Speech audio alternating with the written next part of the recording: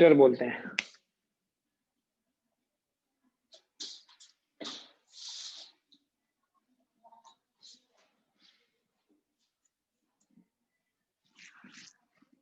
Venturometer is also called as the flow meter.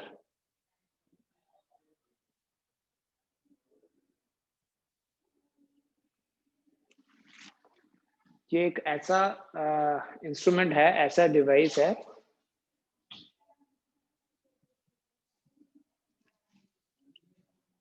which is used for the measurement of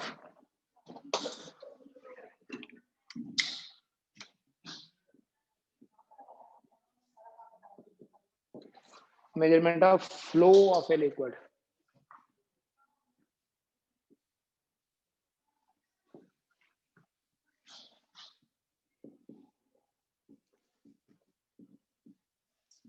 किसी tube में से, किसी pipe में से लिक्विड का फ्लो अगर हो रहा है तो इस इंस्ट्रूमेंट की हेल्प से, इस डिवाइस की हेल्प से हम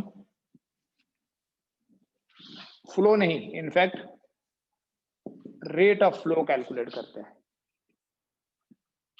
ये जो इंस्ट्रूमेंट है ये एक हॉरिजॉन्टल ट्यूब की फॉर्म में होता है और इस ट्यूब के area of cross section different है। अभी बनाना नहीं।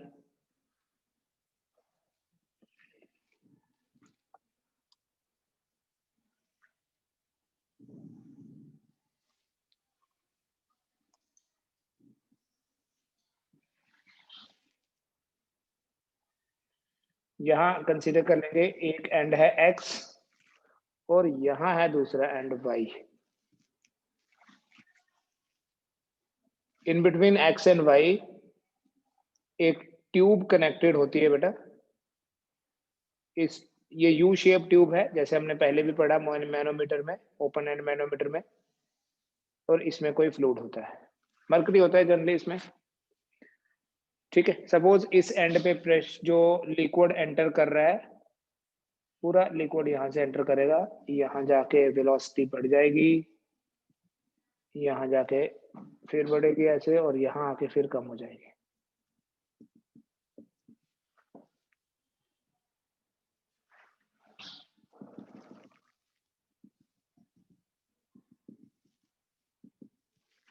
सपोज ये एंड x है, ये एंड y है, यहाँ लिक्विड की वेलोसिटी है v1, यहाँ से जो लिक्विड आगे जा रहा है इसकी वेलोसिटी है v2। ये एरिया है a1 और ये वाला एरिया है a2। यहाँ प्रेशर है p1 और यहाँ प्रेशर है p2। p1 बड़ा है कि p2 बताओ?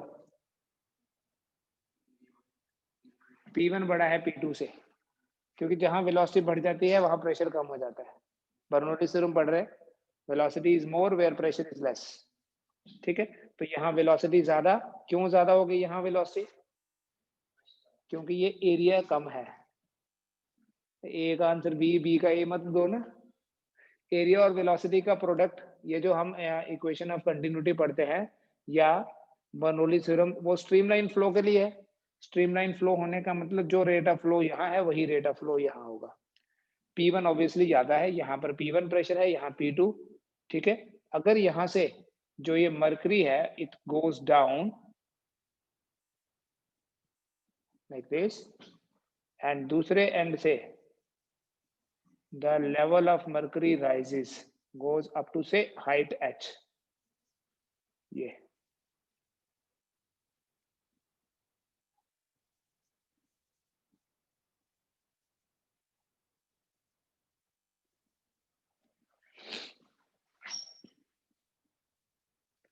अगर बेटा बर्नौलीज प्रिंसिपल लगाएं, we know that total energy per unit volume at x is equal to total energy per unit volume at y।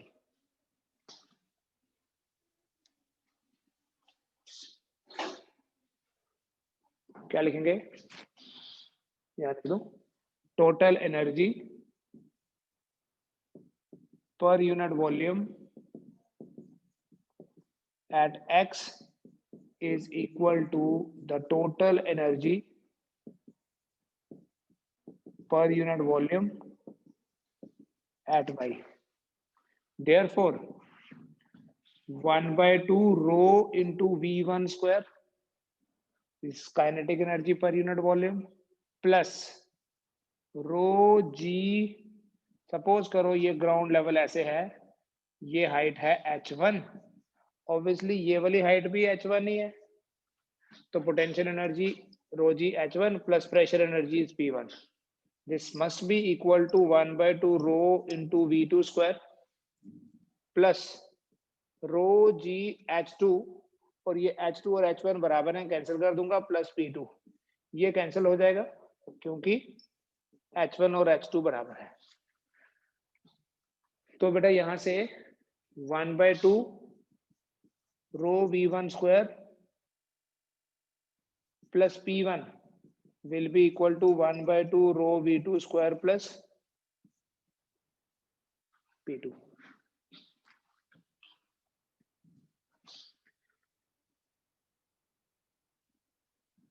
p1 minus p2 कितना बनेगा? देखिए यहां से p1 माइनस p2 निकालते हैं. Therefore p1 minus p2 is equal to 1/2 rho into v2 square, 1/2 rho into v1 square.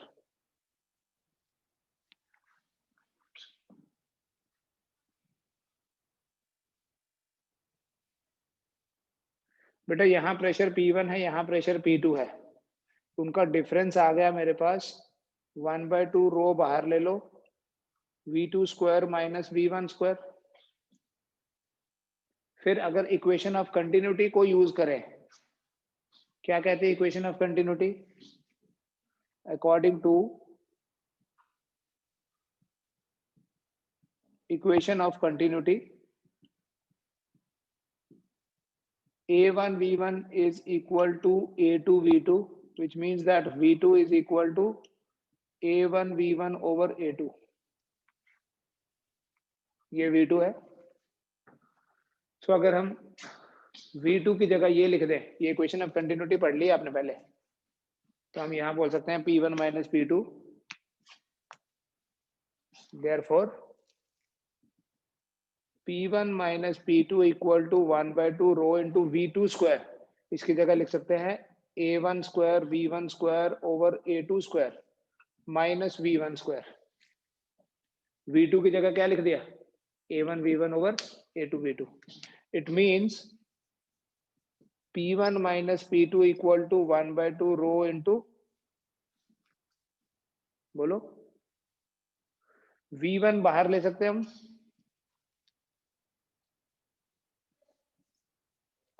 In fact v1 square, तो ये आपके पास आया a1 square over a2 square minus 1.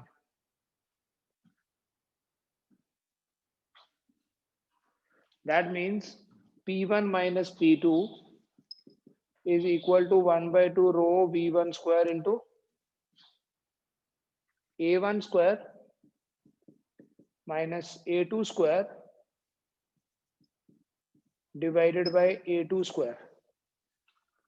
a1 a2 हमें पहले से ही पता है. अब देखो ये जो फ्लो मीटर लगाया है, ये जो मैनोमीटर लगाया है, यहाँ अगर प्रेशर P1 है इस एंड पे और इस एंड पे प्रेशर P2 है, तो P1 माइनस P2 तो रो जी एच हुआ. ठीक है, ये वाली हाइट h है हमारे पास. मान लो ये लिक्विड की, ये इसकी मरकरी की डेंसिटी है, रो डैश लिख लेता हूँ. So we can write P1 minus P2 की जगह rho dash g h equal to 1/2 rho into v1 square into a1 square minus a2 square over a2 square. ठीक है, यहां से हम v1 का फॉर्मूला निकाल लेंगे. अगर आप इसको थोड़ा सा और मैनिपुलेट करोगे, you will be able to get the value of v1. जब आपको v1 पता चल गया, तो इसका मतलब आपको ये पता चल गया कि यहाँ से कितना लिक्विड एंटर कर रहा है पर सेकेंड. वेलोसिटी क्या है? Velocity at this point, area into velocity ही होता है rate of flow of liquid. Area into velocity is the volume of liquid flowing per unit time. तो अगर v1 पता चल गया, एरिया से मल्टीप्लाई कर दोगे, it will become volume of the liquid flowing per unit time. अगर यहां से निकालना है, तो जैसे यहां पर हमने v2 का वैल्यू पुट किया, वैसे ही V1 का वैल्यू पुट करके हम V2 का एक्सप्रेशन डिराइव कर सकते हैं। और जब आप V2 का एक्सप्रेशन डिराइव करोगे तो आपको ये पता चलेगा एरिया से मल्टीप्लाई करके कि यहाँ से जो लिक्विड है उसका रेट ऑफ फ्लो कितना है। सो इस तरह से हम इस वेंचुरीमीटर की हेल्प से ये कैलकुलेट करते हैं what is the rate of flow at any particular cross section. ठीक है, करो इसको।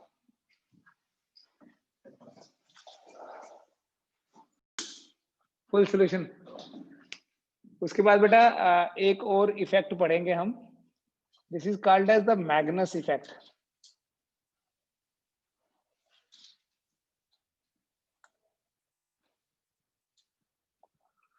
मैग्नस इफेक्ट जनरली क्रिकेट में यूज करा जाता है ये टर्म। मैग्नस इफेक्ट क्या होता है? बॉलर यूज करता है जो रिवर्स स्विंग करता है, स्विंग करते हैं ना बॉलिंग में, उसमें यूज करते हैं ये कॉन्सेप्ट। देखो, हमने ये पढ़ा कि जब भी वेलोसिटी बढ़ेगी किसी पर्टिकुलर रीजन में तो वहां प्रेशर कम हो जाएगा। बर्नौली थ्योरम में वेलोसिटी बढ़ेगी, प्रेशर कम होगा, तो वेलोसिटी कम होगी लेकिन प्रेशर बढ़ जाएगा। ठीक है, देखो सपोज करो ऐसे एयर का मूवमेंट हो रहा है, हवा ऐसे चल रही है और इस डायरेक्शन में हमने कोई बॉल फेंका है। यहां से एक बॉलर ने बॉल फेंका जो यहां गिरता है और उसके बाद यहां से ऐसे चला जाता है आगे। This is normal bowling. लेकिन अगर कोई इस बॉल को फेंकते टाइम थोड़ा घुमा भी दे, स्पिन दे दे उसको फेंकते टाइम, फास्ट फेंकना है लेकिन स्पिन देते हुए, तो ऊपर जो हवा की डायरेक्शन है वो ऐसी है, नीचे हवा की डायरेक्शन, हवा तो ऐसी चल रही है, लेकिन देखो इस बॉल का स्पिन ऐसा दिया है कि अपर पार्ट में जो इसके स्पिन की डायरेक्शन है और ये जो एयर की वेलोसिटी है ये सेम डायरेक्शन में है। ये दोनों ऐड हो जाएंगे, मतलब यहाँ की एयर इसको और आगे की तरफ पुश कर रही है और ये वाली एयर क्या कर रही है, इसको पीछे ला रही है थोड़ा, क्योंकि इस वेलोसिटी को अपोजिशन मिल रही है, जिसके कारण यहाँ ऊपर वाले रीजन में वेलोसिटी बढ़ेगी और वेलोसिटी बढ़ेगी तो ऑब्वियसली यहाँ पर प्रेशर जो है वो कम हो जाएगा। नीचे वाले रीजन में क्या है, वेलोसिटी कम क्योंकि अपोजिशन मिल रही है and at the same time pressure जो है वो ज्यादा हो जाएगा। अब बॉलर ने बॉल फेंकी है ऐसे, द बैट्समैन विल थिंक कि बॉल यहाँ आएगी, बट उसने स्पिन करके फेंका उसको। तो अगर तो बड़ा इंटेलिजेंट बैट्समैन होगा जो स्पिन को रीड कर लेगा तो वो तो अकॉर्डिंगली एडजस्ट करेगा। बट होने क्या वाला है, अब बैट्समैन नॉर्मल बैट्समैन होगा, उसको लगेगा ये बॉल आएगी, बट होगा क्या, इस बॉल को नीचे प्रेशर ज्यादा होने की वजह से एक ऊपर की तरफ पुश मिलेगा और ये बॉल जहां गिरनी थी उससे थोड़ा आगे गिरेगी। तो बैट्समैन ने इधर बैट रखा होगा तो बॉल इधर आएगी सीधी, तो वो एडजस्ट ही नहीं कर पाएगा इतनी जल्दी अपने आप को।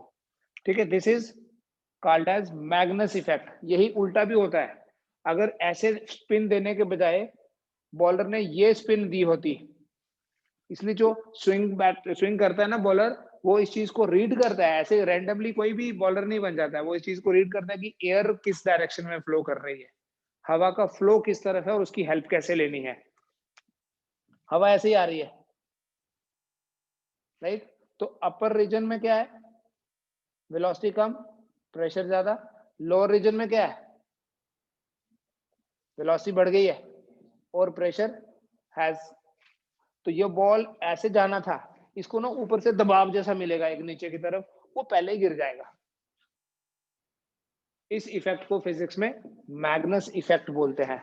इसको लिखना आप खुद लिख सकते हैं ना। ये नॉर्मली फेंका, कोई स्पिन नहीं दी, स्पिन दे के फेंकेगा तो अपर और लोअर पोर्शन में प्रेशर डिफरेंस क्रिएट हो जाता है। उस प्रेशर डिफरेंस के कारण जो उसका एक्चुअल पाथ होता है और जो प्रोजेक्टेड पाथ होता है वो डिफरेंट होता है। ठीक है, this effect, this swing spinning of ball in air is called as the Magnus effect. हम ये भी जस्टिफाई कर सकते हैं कि प्रेशर ग्रेटर डेप्थ पे ज्यादा कैसे होता है। मान लो किसी हाइड्रोस्टैटिक्स में भी एप्लीकेबल है। देखो, ये कोई कंटेनर है जिसमें हमारे पास कोई फ्लूइड है, यहाँ एक क्रॉस सेक्शन ले लिया मैंने x, एक y। x जो है ग्राउंड लेवल से h1 हाइट पे है और y h2 हाइट पे है। ठीक है, हम प्रूव करेंगे यहाँ बर्नौली थ्योरम की हेल्प से कि ये जो प्रेशर P1 और P2 है इनका डिफरेंस कितना होगा। Variation of pressure with depth. Let P1 be the pressure at x and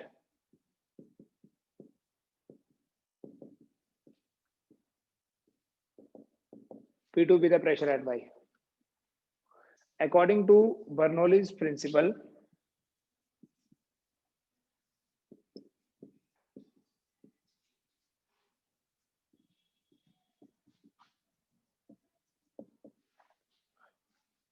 one by two rho into 0 square plus rho g h1 plus P1, ये हो गई total energy per unit volume at x। क्योंकि ये rest पे है तो kinetic energy zero, velocity zero. ठीक है, इसकी हाइट कितनी ग्राउंड से h1, तो potential energy per unit volume हो गई रो जी h1, और यहाँ हमने प्रेशर लेट किया है P1। It should be equal to 1/2 rho into v 0 square, क्योंकि ये भी तो रेस्ट पे है। इसकी जो हाइट है दूसरे क्रॉस सेक्शन की वो है रो जी h2 प्लस P2। इक्वेट करो और P1 minus P2 minus P1 निकालो।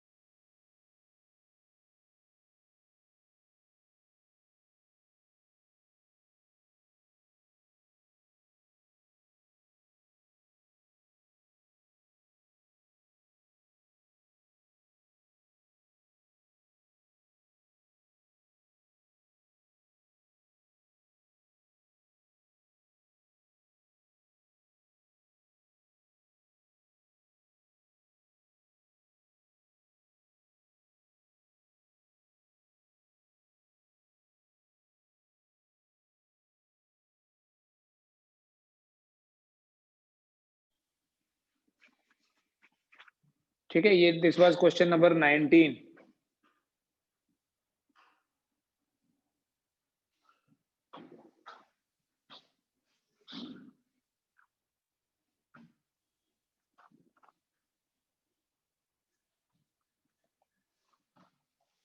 रेट ऑफ फ्लो सेम है, Q1 Q2 बराबर, एरिया इंटू वेलोसिटी का प्रोडक्ट इक्वेट कर दो। एरिया एक स्क्वायर का है दैट इज L स्क्वायर, दूसरा सर्कल है that is pi R square, और वेलोसिटी आपने कल पढ़ा वेलोसिटी होती है √2gh, लेकिन वेलोसिटी के एक्सप्रेशन में h होता है डेप्थ, तो यहाँ पर डेप्थ y है और इसकी जो डेप्थ है that is 4y।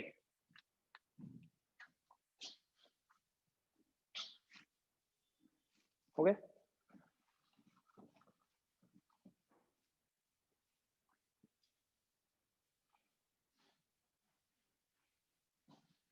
Then question number 20 क्या था, बर्नौली थ्योरम पे बेस्ड है ये, या इक्वेशन ऑफ कंटिन्यूटी होगा।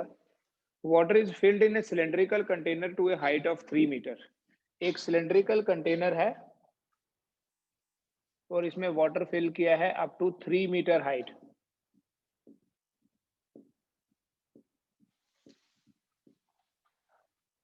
The ratio of cross sectional area of the orifice होता है opening, so this is the opening,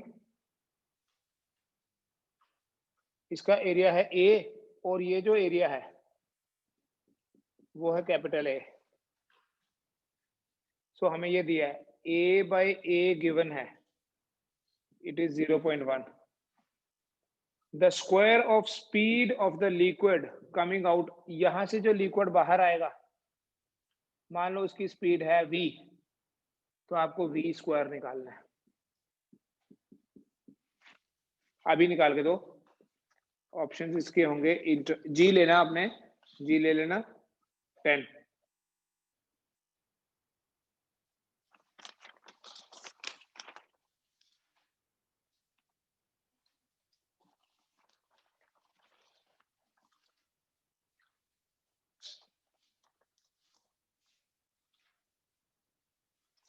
इसमें हाइट भी दी हुई है इसकी 52.5 सेंटीमीटर।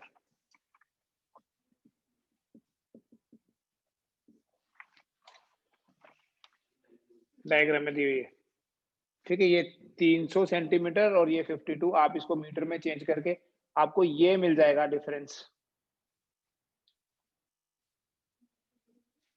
देखो ना, ये 3 मीटर है, ये 52.5 है, तो आपको ये डिफरेंस मिल जाएगा। जब वेलोसिटी फाइंड करनी होती है यही डिफरेंस तो चाहिए। देन क्वेश्चन नंबर 21 देखिए। An incompressible liquid flows through a horizontal tube as shown in figure. Then the velocity v of the fluid is. बड़ा छोटा छोटा है। बर्नौलीज प्रिंसिपल लगा दो, टोटल मास जितना एंटर करेगा दूसरी दोनों तरफ से उतना ही निकलेगा।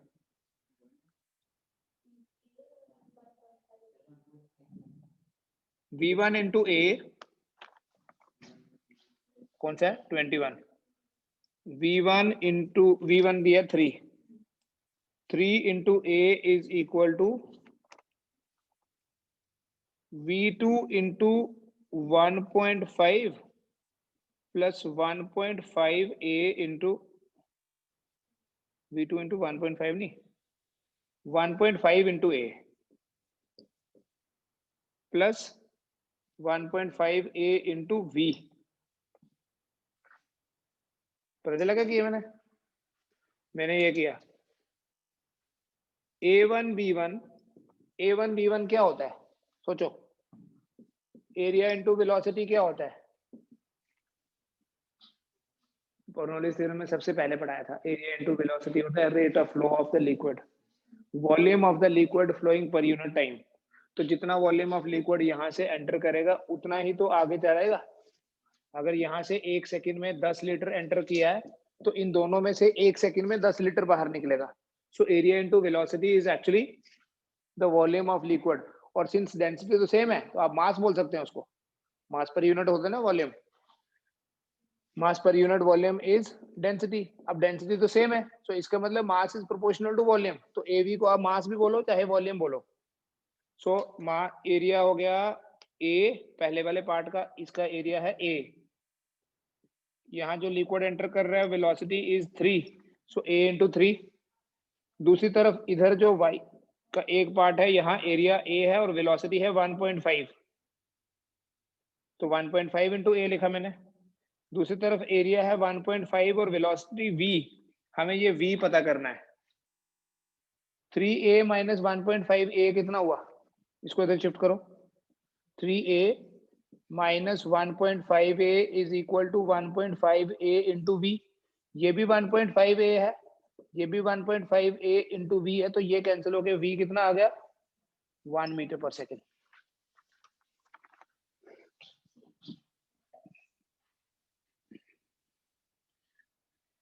ठीक है, आगे वाले भी क्वेश्चंस अगर आप देखोगे ना, कुछ ये क्वेश्चन उस पे बेस्ड हैं, थर्मल फिजिक्स वाले क्वेश्चंस हैं, ये तो कर लेंगे हम, बाकी वाले हमने किए हुए हैं। Cooling and splitting of drops,